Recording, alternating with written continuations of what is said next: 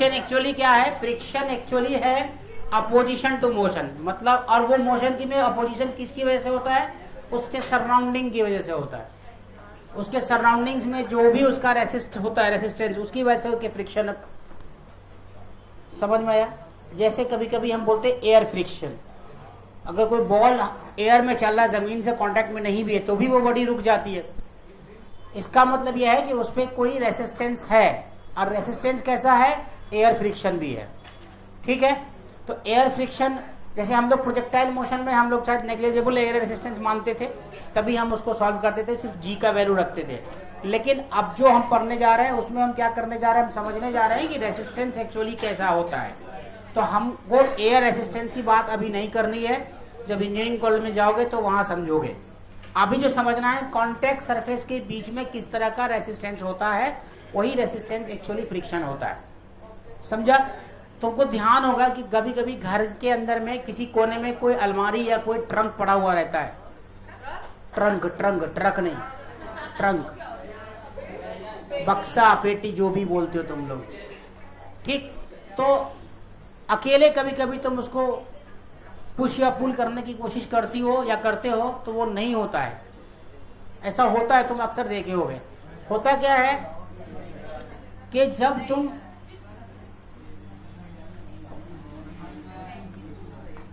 मान लो ये एक अलमारी है, ठीक है, और इस अलमारी में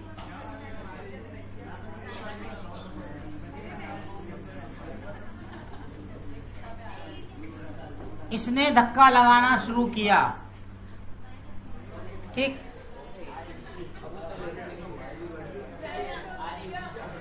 जाइना है क्या? तो मान लो जाइना ही है, तो जाइना धक्का देना स्टार्ट की। ठीक है, जाइना ने धक्का देना स्टार्ट किया, ये हिला नहीं। ठीक, ये हिला नहीं। क्यों नहीं हिला? इसलिए नहीं हिलता है क्योंकि आपको देखोगे, चुप रहो ना, अर्थ और इसके बीच में कुछ रेसिस्टेंस होता है, कुछ इस तरीके का। तो आप क्या करते हो कि अपने पड़ोसी को बुलाते हो या फिर अगल बगल से किसी को बुलाते हो। मान लो कि तुमने इसमें जो है हर्षिता को बुला लिया कि भाई धक्का दे,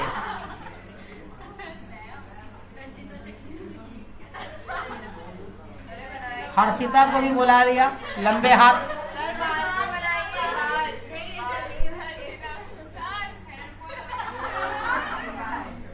हर्षिता ने भी इसको धक्का देना स्टार्ट किया।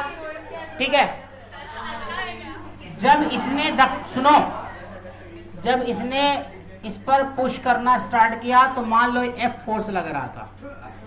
ठीक है, अब हर्षिता थोड़ी ताकतवर है इससे, तो इसने लगा दिया 2F। इसका मतलब इस टाइम पे 3F लग रहा है। ठीक है, लेकिन तुम देखते होगे कि अभी भी ये हिल नहीं रहा है, मान लेते 1 मिनट के लिए। लेकिन ये वो पोजीशन आ गई है कि ये जस्ट टू स्लाइड की कंडीशन आ गई है। अब 2 आदमी उसको धक्का लगा रहा है तो भी हिल नहीं रहा है वो, या समझ लो कि ये जो है जस्ट टू स्लाइड की कंडीशन है। जस्ट टू स्लाइड मतलब अब ये हिलने वाला है, फिर भी ये हिल नहीं रहा है। अब क्या करा कि पीछे से चली आई, हाँ अयून, अयून यहीं पर बैठी हुई है, और अयून ने क्या करा, बस उंगली से ऐसे लगा दिया धक्का। ठीक है, अयून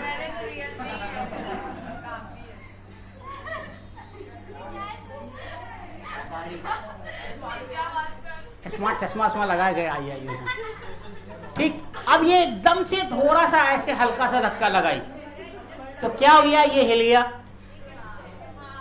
तो अयून चौड़ी होकर बोलने लगे, देख तुम दोनों कितना देर से लगा रहे थे, नहीं हिल रहा था, बट मैंने सिर्फ यूं किया और वो हिल गया। ठीक, ऐसा बोलने का उसका राइट बनता है, और ये उसकी गलतफहमी है। गलतफहमी ये है क्योंकि ये ऑलरेडी इतना फोर्स लग चुका था कि ये बस हिलने ही वाला था। ये इसने सिर्फ हल्का सा 0.00001 मतलब 3.0001 का न्यूटन का फोर्स लगाया, 0.001 लगाया और ये बॉडी मूव करने लगा। ठीक है, तो ऐसा इसलिए हुआ क्योंकि यहाँ पे जो फ्रिक्शन यहाँ पे जो रेसिस्टेंस हो रहा था, यहाँ पे जो रेसिस्टेंस देखोगे, कभी कभी बहुत दिनों तक कोई सामान जब रखा होता है तो देखोगे नीचे में ग्रीन ग्रीन जम जाता है, काई टाइप का, मतलब उसको एक्चुअली कहते हैं कोल्ड वेल्डिंग, कोल्ड वेल्डिंग। ठीक, वो कोल्ड वेल्डिंग का सिस्टम तुम देखना कि जब हम लोग चौक से लिखते थे, तो जब चौक से लिखते हैं तो ऐसे ऐसे लिखते हैं, उस पर चौक चिपकता चला जाता है, तभी तो वर्ड लिखाता है। वो क्या होता है, वो भी कोल्ड वेल्डिंग ही होता है। या इस बोर्ड पे मैं लिख पा रहा हूं, क्यों लिख पा रहा हूं, क्योंकि फ्रिक्शन है। अगर फ्रिक्शन नहीं होता तो we can not write on this. हम चलते भी हैं तो भी हमको फ्रिक्शन ही फोर्स लग रहा होता, तभी हम आगे की तरफ मूव कर पाते हैं। तो फ्रिक्शन एक्चुअली क्या है कि ऐसा रेसिस्टेंस है जो अपोजिशन है किसका, मोशन का। ठीक है, समझ आया यहां तक समझ आई बात। अब इसको मैथमेटिकली कैसे समझते हैं वो देखो। कोल्ड वेल्डिंग का मतलब ऐसा वेल्डिंग जो मतलब हल्का सा, जैसे तुम हार्ड वेल्डिंग करते हैं, लोहे की वेल्डिंग करते हैं तो क्या टूट पाता है, क्या नहीं टूट पाता है। लेकिन कोल्ड वेल्डिंग को आप इजीली खत्म कर सकते हो।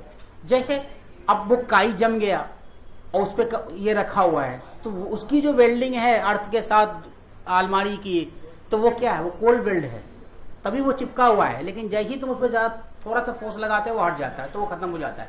जैसे तुम चौक से लिखते हो, या चौक को तुम ऐसे ऐसे करोगे, या मोम को तुम ऐसे करोगे तो मोम तुम्हारे हाथ में चिपक जाता है ना, that is actually cold welding. ठीक है, समझ आया। तो वो कोल्ड वेल्डिंग होता है।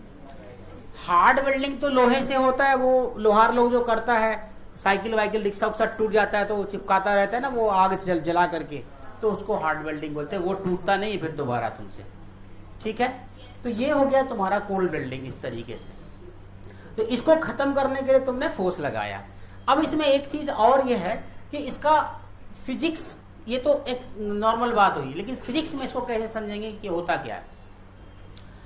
फिजिक्स का डेफिनेशन ये है कि it is which opposes the relative motion और टेंडेंसी ऑफ रिलेटिव मोशन। ठीक है, it is the opposition of relative motion और क्या, टेंडेंसी ऑफ रिलेटिव मोशन। तो तुम देखो, पहले तो हम इसको समझ लें कि होता क्या है एग्जैक्टली, और क्या चीज इसमें लिखी समझी जा सकती है।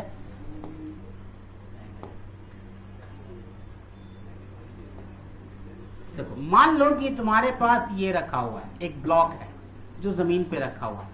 तो तुमने अब तक जो न्यूटन्स लॉज ऑफ मोशन में पढ़ा, तुमने देखा कि मुझे यहां पर mg लग रहा है, ठीक है, और यहां पे n लग रहा है, और यहां पे तुमने एक फोर्स लगा दिया है। पहले भी मैं ये बात समझा चुका हूं।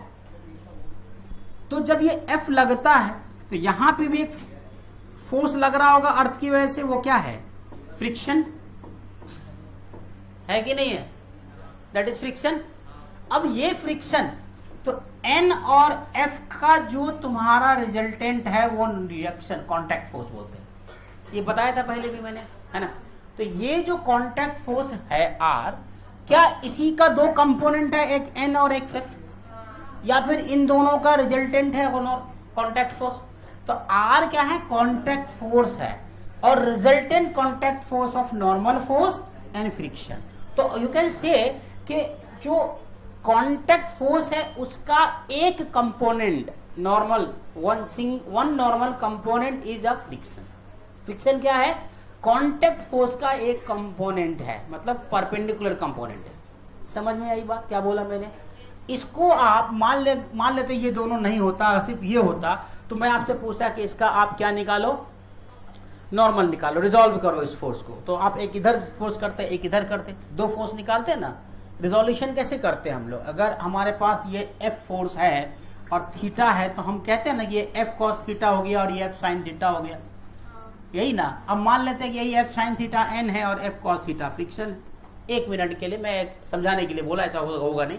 तो इसी तरीके से ये जो R है, जो कॉन्टैक्ट फोर्स है, उसका एक कंपोनेंट इज अ फ्रिक्शन और one another component is a normal. ठीक है, और इन दोनों का रिजल्टेंट क्या है, R है। अब जैसे तुम ही बोलते हो ना, हम क्या बोलते हैं, अगर दो फोर्स हमारे पास हो F1 और सेकेंड फोर्स हो F2, तो दोनों का रिजल्टेंट यहां होता है, बीच में कहीं पे भी होगा, किसी भी थीटा पे हो सकता है, अपने को पता नहीं कितना थीटा पे होगा, है ना।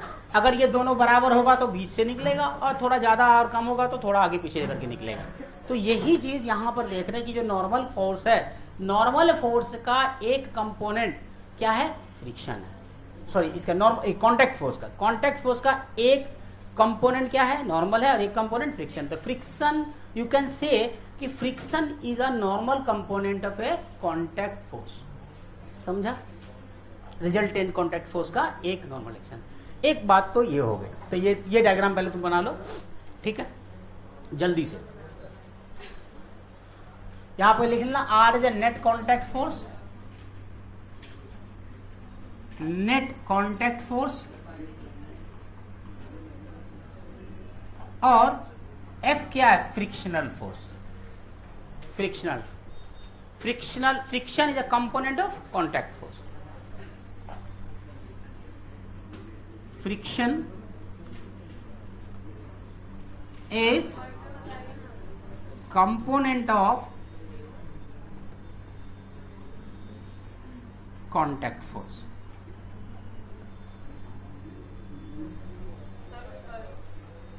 ऊपर तो हुई, सब कुछ तो बता ही दिया, क्या बचा इसमें।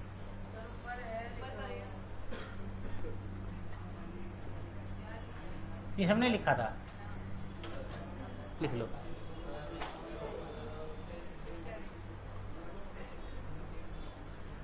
जल्दी से लिखो फटाफट। क्यों होता है, देखो कोई भी सरफेस आइडियली स्मूथ नहीं होता, हम मानते हैं, लेकिन नॉर्मली क्या होता है, कोई भी सरफेस होगा तो उसके अंदर कुछ ना कुछ एक्सटेंडेड पार्ट होगा। ऐसा इसलिए होता है क्योंकि तुम देखो, ये तुम ए लड़का है गधा, आगे देख, बाद में बोलेगा समझ नहीं आता है सर, ये डाउट है, फलना है, ढिमकाना है, निषाद सर अच्छा नहीं पढ़ाते हैं, सब बोलोगे तुम लोग। 6 महीना हो गया, अभी तक वही कहानी चल रही है ना। देखो, दो सरफेस है, तो आप ऐसे करते हो तो एक आवाज आती है, इसमें से आ रही है आवाज सबको, क्यों आती है। अब इतना खूबसूरत तुम्हारा हाथ है तो हम क्या करें, हाथ को जमीन पर मत रखिएगा, मैले हो जाएंगे, है ना। अरे आवाज नहीं आ रही है किसी को, क्यों आती है, इर्रेगुलरिटी। मतलब इस हाथ का जो एक्सटेंडेड पार्ट है और इस हाथ का जो एक्सटेंडेड पार्ट है सरफेस का, वो एक दूसरे को इंटरलॉक करने की कोशिश कर रहा है, जिसकी वजह से ये आवाज आती है।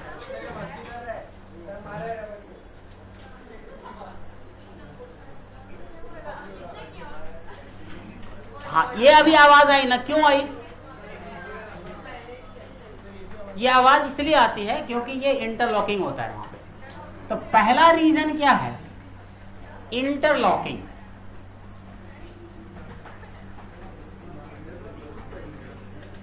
Interlocking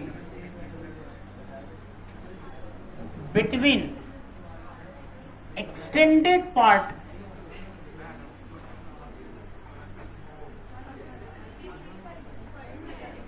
of surface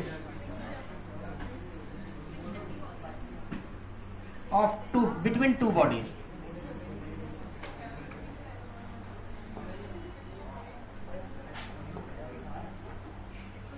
Interlocking between extended part of surface between two bodies.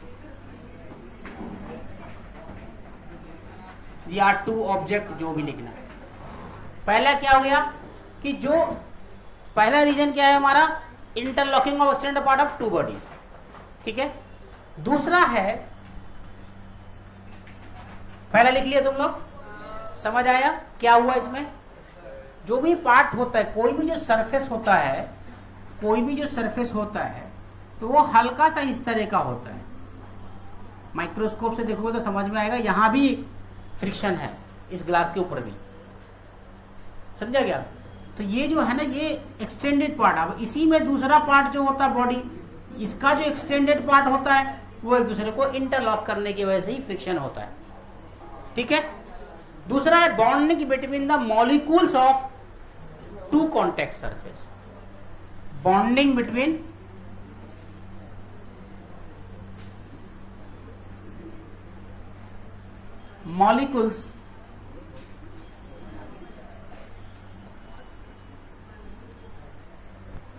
Molecules of two bodies लिख लो, कोई दिक्कत नहीं।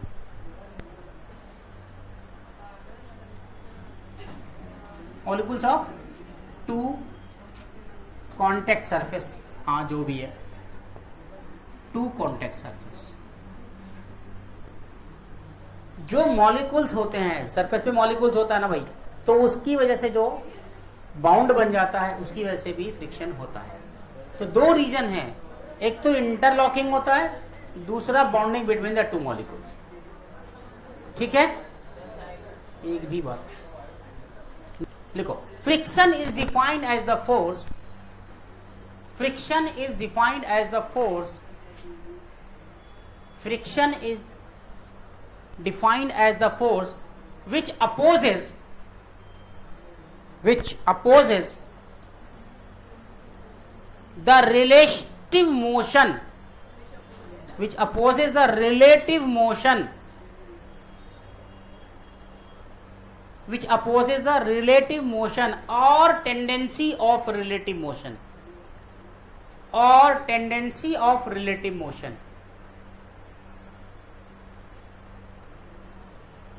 or tendency of relative motion between two contact surface,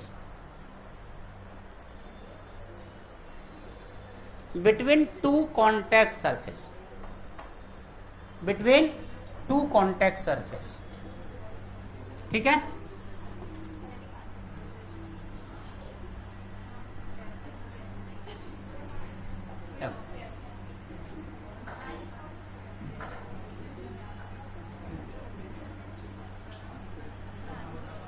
दो बॉडी है, दोनों के बीच में कुछ तो फ्रिक्शन होगा। मान लेते हैं कि इसकी वेलोसिटी v है u और इसकी वेलोसिटी 0, तो क्या दोनों के बीच में कोई relative motion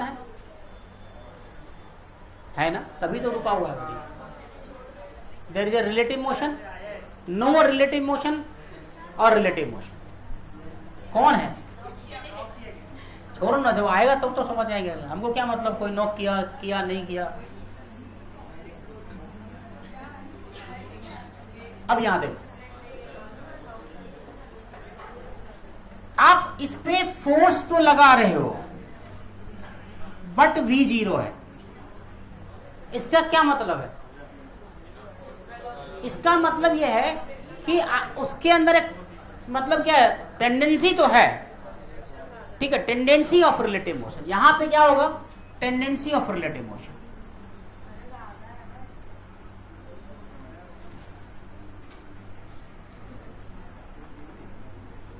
tendency of relative motion. तो फ्रिक्शन क्या है? विच अपोजेस द रिलेटिव मोशन और टेंडेंसी ऑफ रिलेटिव मोशन। तो आपसे कोई फ्रिक्शन का डेफिनेशन पूछे तो आप लिखना, if there is a relative motion और tendency of relative between the two contact surface, that is called friction. ऐसा फोर्स जो अपोज करता हो रिलेटिव मोशन का या फिर टेंडेंसी ऑफ रिलेटिव मोशन का, उसको क्या कहते हैं हम लोग? फ्रिक्शन कहते हैं। ये क्यों नहीं आगे बढ़ रहा है? क्योंकि यहां पे कोई ना कोई फ्रिक्शन काम कर रहा है। समझ आए? ठीक। ये भी जो चल रहा होता है और उसके ऊपर कुछ रखा हुआ है, तो इतना फ्रिक्शनल फोर्स होता है इसमें कि ये गिर नहीं रहा है, इसीलिए नहीं गिर रहा है। यहां भी रिलेटिव मोशन है। ठीक है। और इसके ये जो जमीन है, अर्थ है, ये जो कॉन्टैक्ट सरफेस है जिस पर रखा हुआ है, वो भी 0 वेलोसिटी पे है। इसका ये इधर, अगर मान लो ये इधर जा रहा है तो ये आपको इधर जाता हुआ दिखेगा। काइनेटिक फ्रिक्शन के कॉन्सेप्ट में हम पढ़ेंगे इसको, कि अगर ये यहाँ पे तुम बैठ करके अगर देखोगे, यहाँ पे चीटा बन के बैठ जाओ, तो यहाँ पर तुम क्या देखोगे कि ये तुम आगे जा रहा है। ये नहीं, तुमको ये नहीं कि तुम आगे जा रहा है, तुमको लगेगा जमीन पीछे जा रही है। क्योंकि हर व्यक्ति अपने आप को रुका हुआ मानता है, खुद को चलता हुआ कोई भी आदमी नहीं मानता है। नॉर्मली कंडीशन यह है कि हर आदमी खुद को क्या मानता है? स्टैटिक मानता है। तभी तो ट्रेन में बैठे रहते, बोलते मेरा रोड आने वाला है। ऐसे बोलते हैं ना, नॉर्मली हम क्या बोलते हैं, अंधेरी पहुंचते हैं, ट्रेन में बैठे रहते हैं, बोलते हैं कि कितने देर में पहुंचो, वो तुमसे पूछ रहे बस मीरा रोड आने ही वाला है, बस अंधेरी आने ही वाला है। अंधेरी आ रहा है कि तुम जा रहे हो अंधेरी, लेकिन हम क्या बोलते हैं, अंधेरी आने वाला है। ऐसा क्यों बोलते हैं? ऐसा इसलिए बोलते हैं क्योंकि मेरे मन में एक बात है कि I am the reference point और आई एम स्टैटिक, तभी आप ऐसा बात करते हो, ये चीज है, समझा। अब आते हैं types of friction.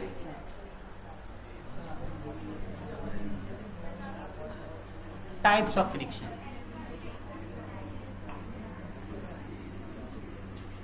Types of friction, types of friction. ऐसे नॉर्मली हमको जो पढ़ना है दो ही टाइप पढ़ना है। हम आपको बता रहे हैं कि इसमें 4 टाइप होते हैं, जिसमें हम 3 के बारे में डिफाइन करेंगे। पहला तुम्हारे पास है स्टैटिक फ्रिक्शन, स्टैटिक फ्रिक्शन। दूसरा स्टैटिक फ्रिक्शन का ही पार्ट है, लेकिन लोग कहीं कहीं इसको अलग से भी देखा जाता है, लेकिन मैं उसको अभी जो पढ़ाऊंगा वो साथ ही बताऊंगा, लेकिन यहां पर लिख देता हूं लिमिटिंग फ्रिक्शन। लोग बोलते हैं टाइप है, लेकिन ये एक्चुअली स्टैटिक फ्रिक्शन ही है, लिमिटिंग फ्रिक्शन। तीसरा काइनेटिक फ्रिक्शन,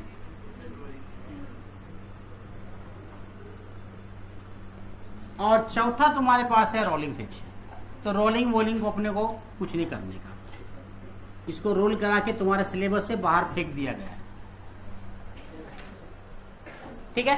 तो ये 3 टाइप है। 3 टाइप में एक्चुअली तुम्हारे पास जो टाइप है वो 2 ही है। ये ऐसा क्यों हुआ, ये और ये इसी का पार्ट है। अब स्टैटिक फ्रिक्शन क्या है, what is static friction?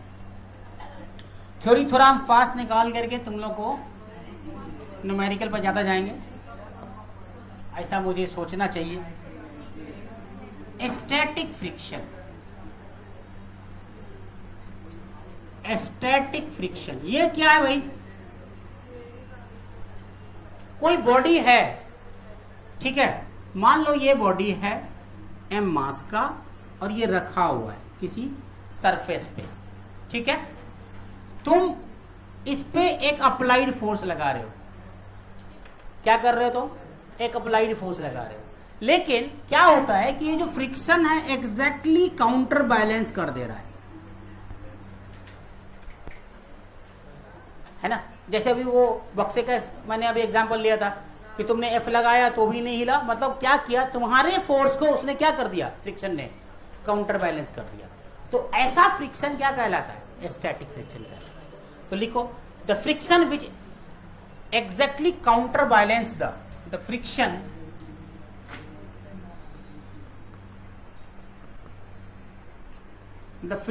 which exactly counterbalance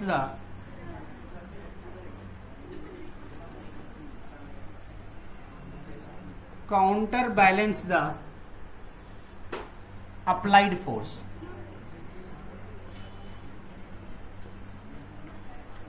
is called static friction.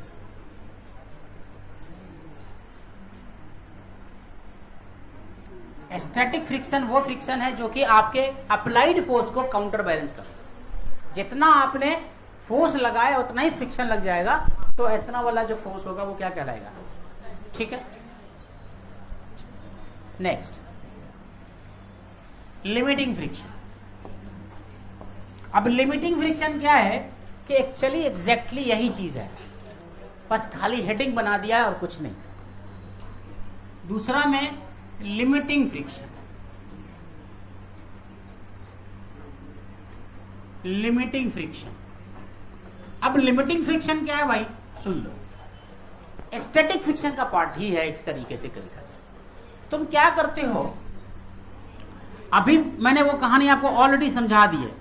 यहां पे तुमने F लगाया, यहां पे तुमने F लगाया, ठीक है, तो यहां पे एक फ्रिक्शन लगेगा, ठीक है, यहां पे एक F लगेगा, तो इसका मतलब है कि इस टाइम पे F इक्वल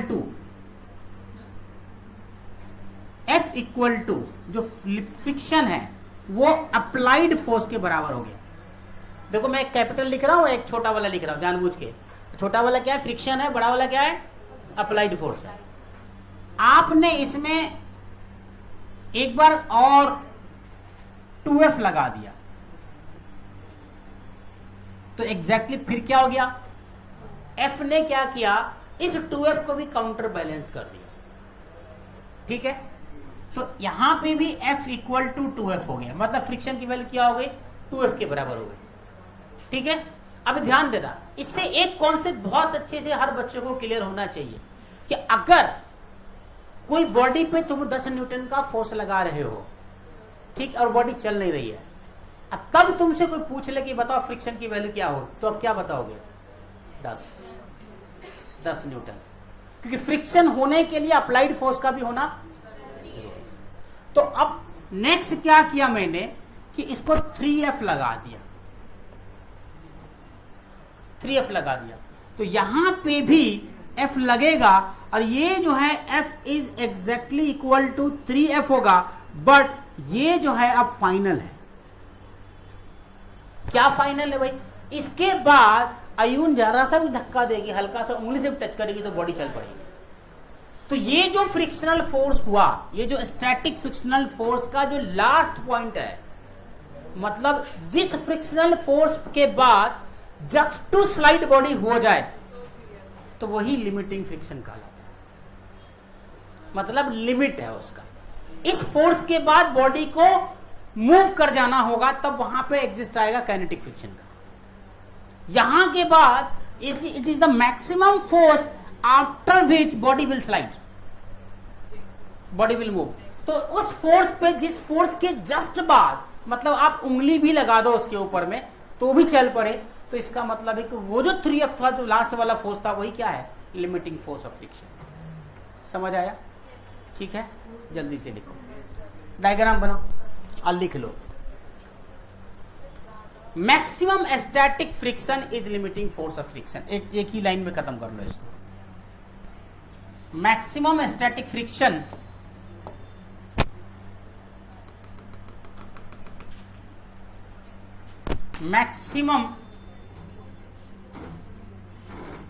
static friction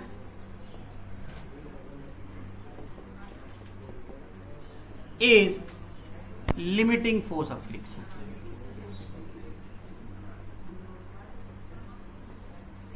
या लिमिटिंग फ्रिक्शन, जो भी बोलना है, या लिमिटिंग फ्रिक्शन।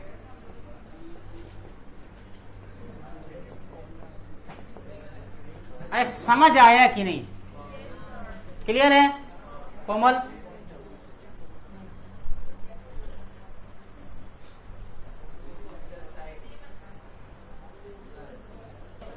तुम्हारे पास इसका एफएक्स मैक्स तुमने ले लिया 60 न्यूटन। हाँ, लिमिटिंग फोर्स ही है एक्चुअली, ये एफएल है। एफएस मैक्स कहीं पे लिखा हो या फिर एफएल लिखा हो, दोनों एक ही बात। ठीक है, अब मैंने इस वाले फोर्स पे, इस वाले ऑब्जेक्ट पे मैंने लगाया F इक्वल टू 20 न्यूटन। ठीक है, अगर मैंने 20 न्यूटन का फोर्स लगाया इस पर, तो मुझे ये बताओ कि फ्रिक्शन की वैल्यू कितनी होगी, फ्रिक्शन की वैल्यू कितनी होगी?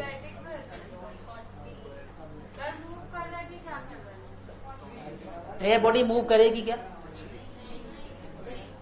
तो फिर फ्रिक्शन की वैल्यू कितनी होगी? हाँ, यही समझाना है। इसका मतलब 20 न्यूटन। ठीक है, होता क्या है कि अगर तुम्हारे पास इधर 20 न्यूटन है तो उसको काउंटर बैलेंस करने के लिए भी 20 न्यूटन आ जाएगा। समझा क्या? नहीं, मैंने क्या बोला था तुमको कि एफ लगाया तो मूव नहीं किया, तो फ्रिक्शन की वैल्यू कितनी होगी? एफ के बराबर। तो यही तो किया मैंने, एफ एस मैक्स लिखा है मैंने, लिमिटिंग फ्रिक्शन, इसके बाद बॉडी मूव कर जाएगी। अगर 60.0000001 न्यूटन भी फोर्स लगा दोगे तो बॉडी मूव कर जाएगी। नेक्स्ट पॉइंट में अगर मैं इसी ऑब्जेक्ट पे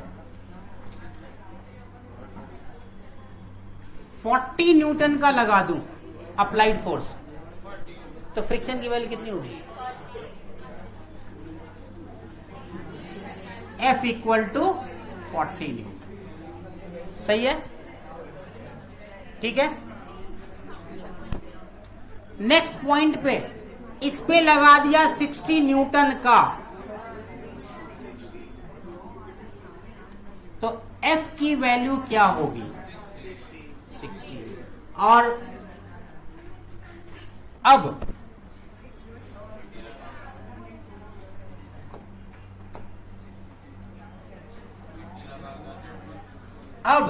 F इक्वल टू 60.001 न्यूटन लगा दिया मैंने, तो फ्रिक्शन की वैल्यू क्या होगी?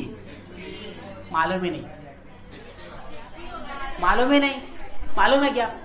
नहीं मालूम है, नहीं मालूम नहीं। अब आपको पता ही नहीं कि फ्रिक्शन कितना लगेगा।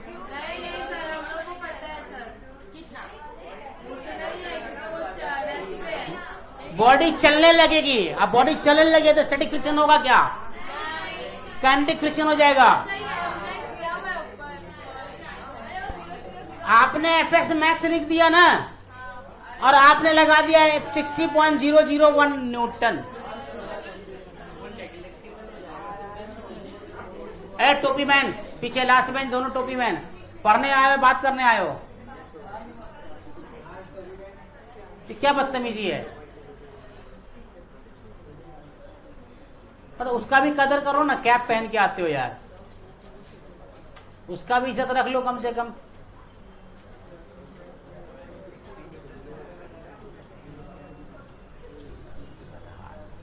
हाँ, मैंने क्या बोला?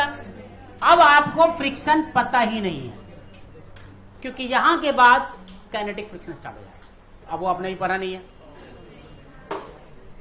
ना? तो यहां के बाद ये बॉडी विल मूव।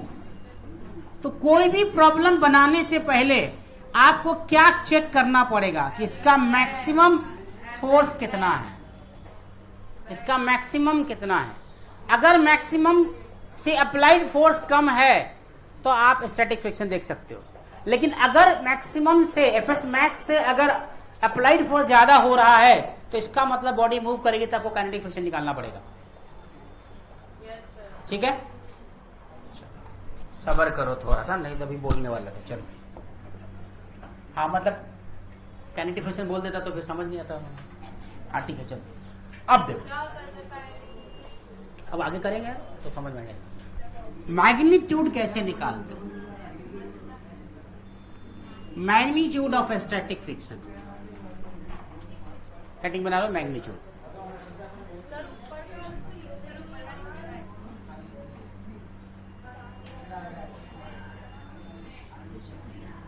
ये m मास का बॉडी है और इस पर एक n लग रहा है, ठीक है? समझ आया? ये जो तुम्हारा स्टैटिक फ्रिक्शन Fs में लिख रहा हूं यहां पे, ये जो तुम्हारा स्टैटिक फ्रिक्शन है Fs, ये जो होता है वो डायरेक्टली प्रोपोर्शनल होता है नॉर्मल के। जाइना गांव में बोलते हैं टू पैना, जानती हो उसको? पैना जानती हो? तुम्हारे यहाँ छड़ी बोलते हैं उसको, छड़ी बोलते हैं, स्टिक मारने वाला छड़ी जो होता है, तो बोलते हैं उसको, बोलते हैं हमारे गांव में, गांव के भाषा में उसको पैना बोलते हैं, है ना? तो न रहेगी चुप जाए ना तो पड़ेगा उसको पैना।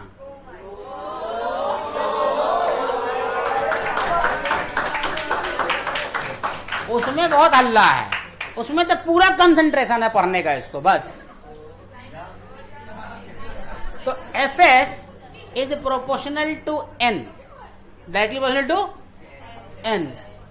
तो F S is equal to एक कांस्टेंट देना पड़ेगा, उस कांस्टेंट को बोलते हैं म्यू और लिखा जाता है एन। और यहां पर मैंने लिख दिया एस क्योंकि स्टैटिक फ्रिक्शन के लिए था। तो यहां पे हो गया F S equal to mu S into N.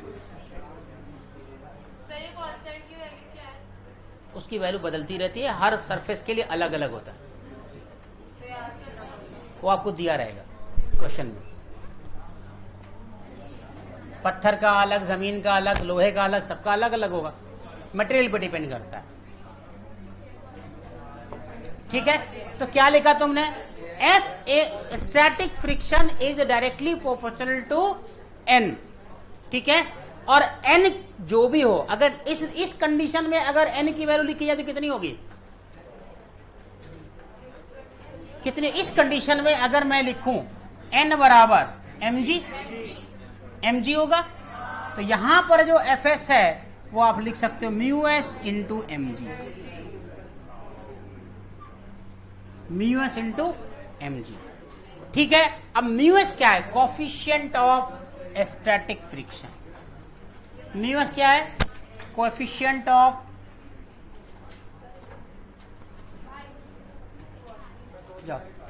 Coefficient of static friction.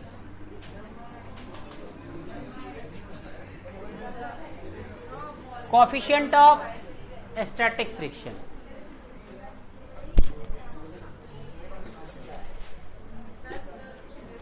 Mu S depends on nature of surface. अब यहां पे लिख लो mu S depends on nature of surface, सब लिख लो। सरफेस, नेचर के सरफेस पे म्यू एस की वैल्यू डिपेंड करती है। म्यू एस की वैल्यू आपको हर जगह दिया रहेगा और कहीं कहीं निकालना भी पड़ता है, तो निकालने के लिए वो तुमको सारा डेटा दिया रहेगा, तुम निकाल सकते हो।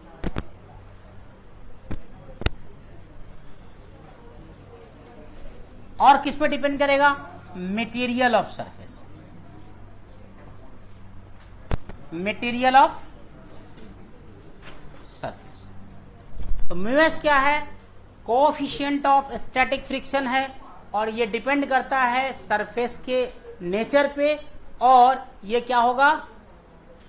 मटेरियल पे, कि कौन सा मटेरियल, लोहा है या आयरन है, स्टील, जो भी अलग अलग है, तो अलग अलग मटेरियल का सरफेस अलग अलग टाइप का होगा ना, तो उसका म्यू एस अलग अलग होगा। किसी का 0.2 हो सकता है, किसी का 0.3 हो सकता है, किसी का इस तरीके से वैरी करता रहता है। समझा क्या?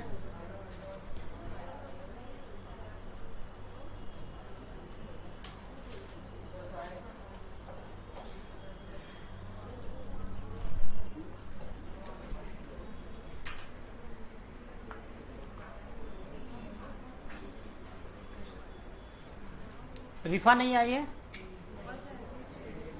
तो उसका डाउट था शायद आज।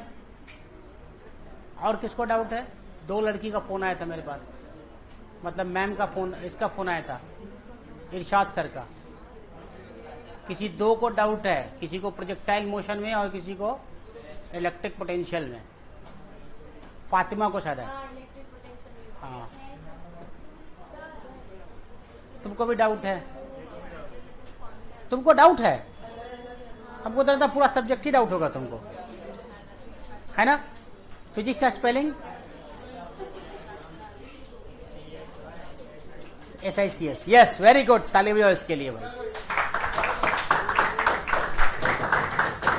हाँ, हो गया। Does not depend, friction does not depends on area of surface, contact surface जो भी हो। कॉन्टैक्ट सरफेस के एरिया पे फ्रिक्शन को कोई मतलब नहीं है। और म्यू एस जो है वो मैक्सिमम कितना जा सकता है? F S max by N, F S max by N या एम जी। इस कंडीशन में एम जी, हर जगह एम जी हो जरूरी नहीं है। हर जगह mg हो जरूरी। और म्यूएस क्या है? Dimensionless quantity. अच्छा, ऐसा क्यों है डायमेंशनलेस क्वांटिटी, बता सकते हो क्या? दोनों फोर्स ही है, कट जाएगा, खत्म, डायमेंशनलेस हो जाएगा। दोनों फोर्स है तो दोनों का MLT का पावर -2 MLT का पावर -2 हो जाएगा तो 1 हो जाएगा, मतलब डायमेंशनलेस हो जाएगा। ठीक है, तो यहां पर लिख लो it is dimensionless. Mu S is dimensionless.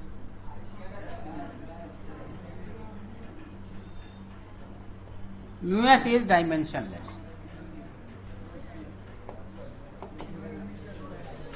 सही है। अच्छा, म्यूएस एन, ये जो म्यूएस एन है ये मैक्सिमम मिनिमम कितना हो सकता है? Less than equal to 0।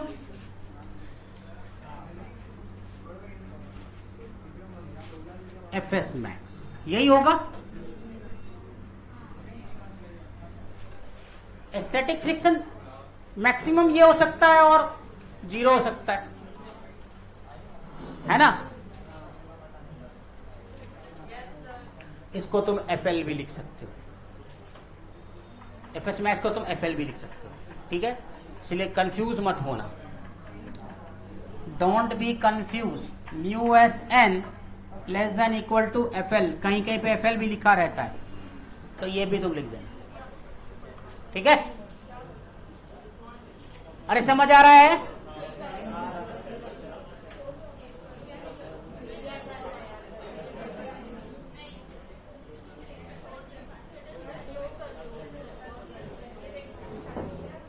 लिखो, hence the static friction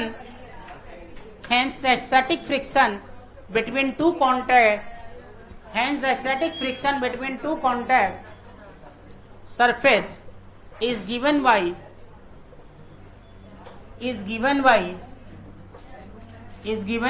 less than equal to μs into n। ये कंडीशन याद रहना चाहिए। या तो less than equal to mu S N होगा, या तो कम होगा या तो ज्यादा होगा, बराबर होगा, ज्यादा तो नहीं होगा, इससे ज्यादा नहीं होगा। बात एक ही है, सब कहानी एक ही बात को मैंने बार बार घुमा घुमा के लिख दिया है, बस और कुछ नहीं। अबू तालिब काज़मी समझ आया? हाँ, मैंने क्या बोला कि म्यूएस एन जो है एफएस मैक्स से लेके 0 के बीच में ही लाई करेगा। और इसका क्या मतलब हुआ? इसका यही मतलब हुआ ना कि एफएस जो है या तो लेस देन होगा म्यूएस एन के, या फिर उसके बराबर होगा।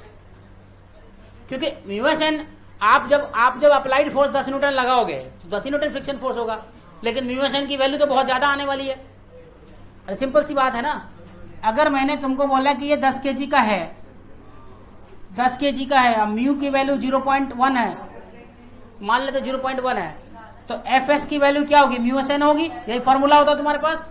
तो म्यू एस की वैल्यू 0.1 इंटू 10 कितना आ गया? 1 न्यूटन ना शायद आ गया, तो 1 न्यूटन, तो 1 न्यूटन आया। अब मान लो कि मैंने 0.5 न्यूटन लगा दिया, तो फ्रिक्शन की वैल्यू कितनी होगी? 0.5 न्यूटन होगी। क्या एफएस के बराबर आया क्या? नहीं। समझ आई बात? ये लॉजिक है, ये समझना जरूरी है।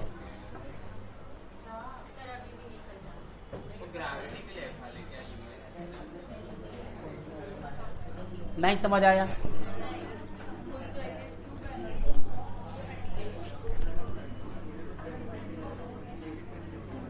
बीस kg का बॉडी है, ठीक है,